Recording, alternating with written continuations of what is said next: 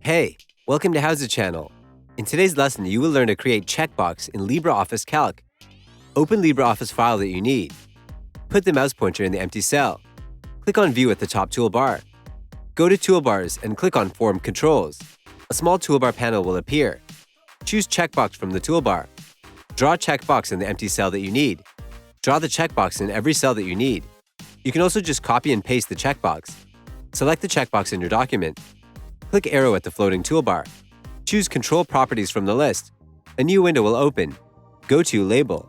Add the name for the checkbox. Close the window. Repeat with every checkbox. Select the checkbox in your document. Click arrow at the floating toolbar.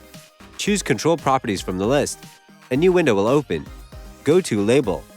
Add the name for the checkbox. Close the window. Go to Floating Toolbar. Click on Design Mode option to deselect it.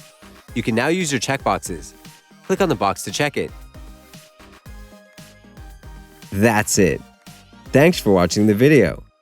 Please like it and let us know if you used any of our tips and tricks. Subscribe to our channel. We upload new tutorials every day. See ya!